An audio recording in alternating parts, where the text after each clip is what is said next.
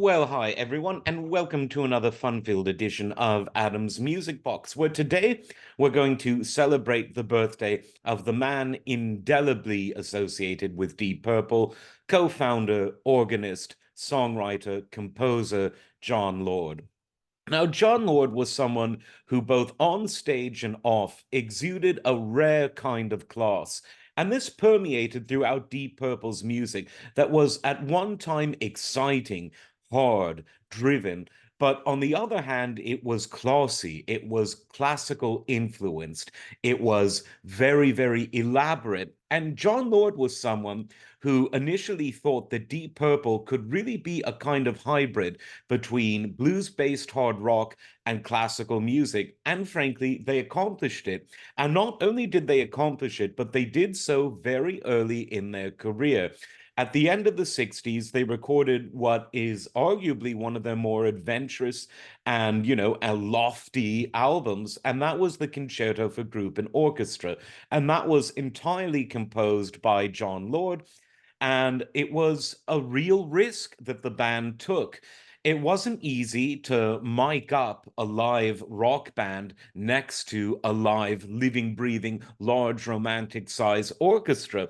Sound engineers had very little experience with it, and the musicians in the orchestra themselves ranged from the excited to the indifferent to the downright skeptical and hostile.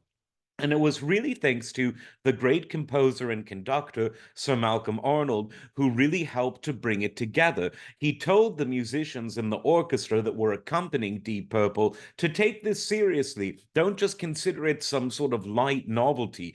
Play this with all the seriousness with which you'd premiere a piece from a well-known composer. John Lord was barely out of his teens when he wrote and, well, composed the Concerto for Group and Orchestra.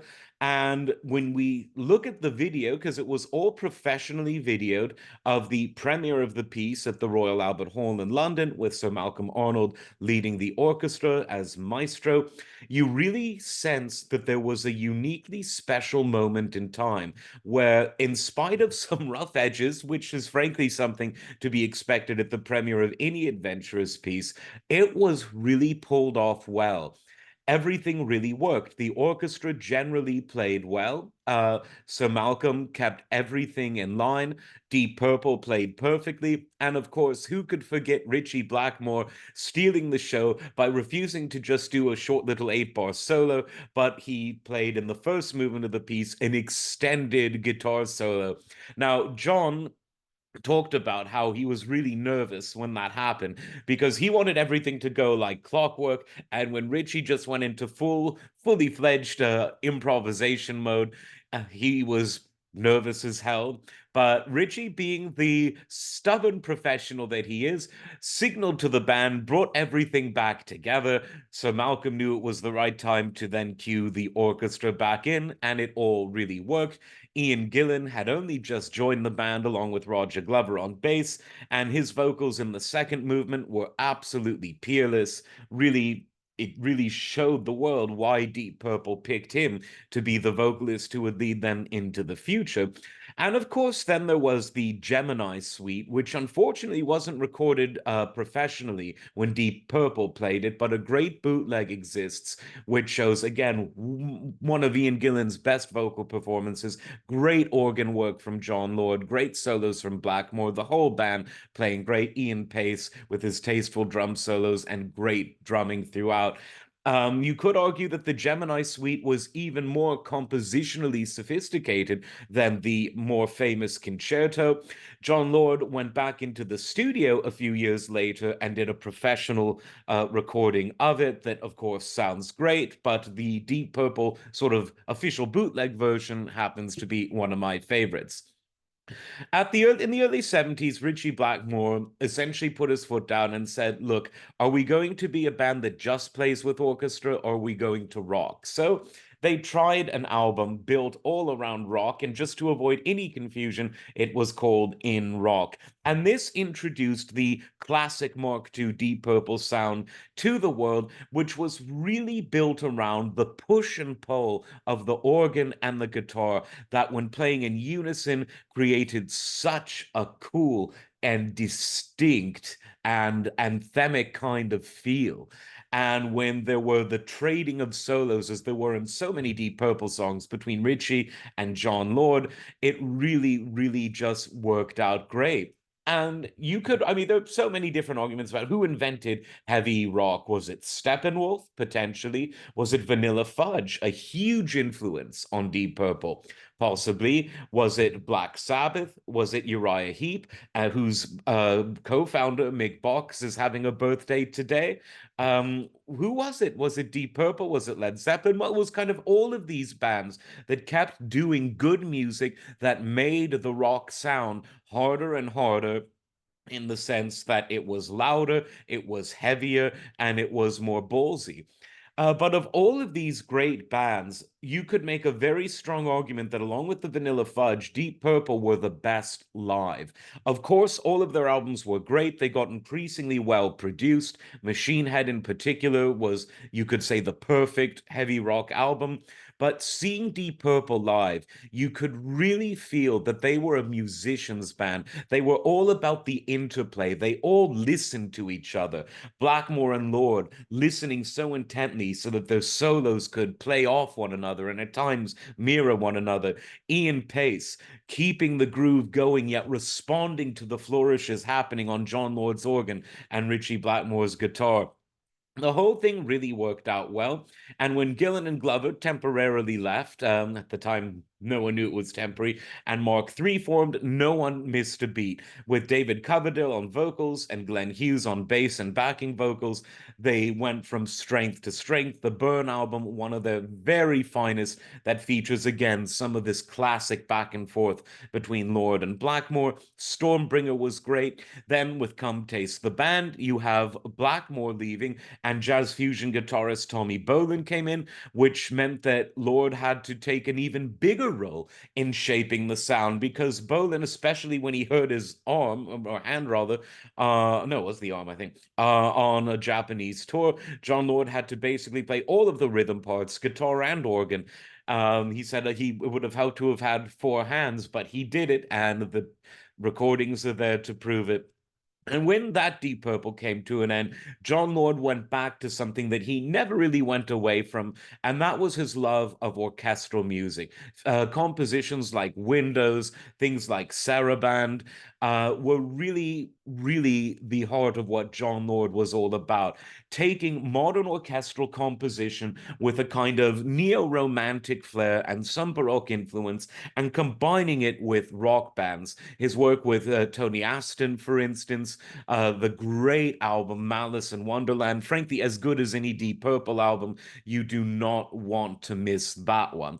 I think it was out of print for a while, but I think it might be back. So you definitely want to listen to that. And that, of course, has Ian Pace as well. So it's kind of, it's 2/5 of Deep Purple plus Tony Aston. So not bad. And then, of course, Deep Purple got back together in 1984 and never stopped being together. And that classic John Lord sound was back. He was someone who incorporated synths like the ARP synthesizers he used in the mid 70s and some of the polyphonic stuff he used in the 80s and 90s, but he never gave up on that classic Hammond organ sound. He remained true to that sound that defined him, and he is perhaps more associated with Hammond organ than almost anyone in the rock and roll sector of music, if you will. Now, he retired from the band in 2002, but continued to devote the rest of his life to his orchestral compositions. He died almost 10 years ago. And I actually remember where I was. I don't remember the date, but I remember where I was when the news came in that he died. I was hosting a show at a world famous jazz club in London called Ronnie Scott's. And people started talking, because everyone had phones by then, that John Lord had died. And the band that was playing said, well, we're going to pay tribute to him. So I dedicated the whole show to him. They played a sort of jazz version of Smoke on the Water. And it was really something powerful. He was someone that was respected by people from the world of classical composition and orchestra. He was respected infinitely in the rock world from rockers of all ages. And he was respected among these jazz musicians that I was working with at the time. A very, very special man, a gentleman, a man without whom Deep Purple wouldn't have survived the 70s. Gillan had left and he wasn't going to come back of his own will. The Coverdale Hughes lineup split and they went their separate ways, with Glenn Hughes delving further into funk rock, David Coverdale forming the Great Whitesnake. Ritchie Blackmore was someone who thought about leaving many times to form his own band before he eventually did, and it was John Lord who really kept things together. When he left Deep Purple, something changed. Although they had lost Blackmore for the final time a bit before, there was something calming about seeing the big mustached, long haired gentleman on the organ. It let you know that Deep Purple is here and everything's okay. Obviously, they left on excellent terms. It was a retirement, not a quitting. And one of the best post, in fact, the best post John Lord Deep Purple album, Now What? Was dedicated to John Lord, and the song Uncommon Man, the best Deep Purple song post John Lord, was all about him.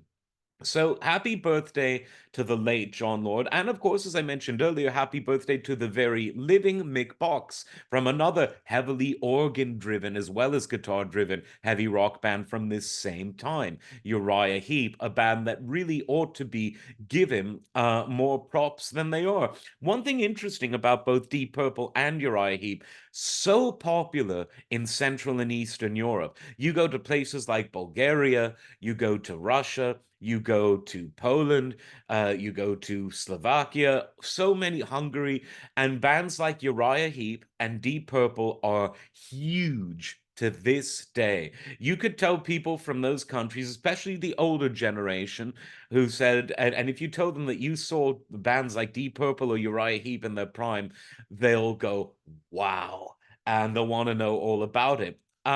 Less so among the very young generation, but there's still that type of thing. When Deep Purple in any incarnation or Uriah Heep play in those countries, it's big, and it just goes to show you the universal appeal of music. Of course, big in Japan, made in Japan, as we all know.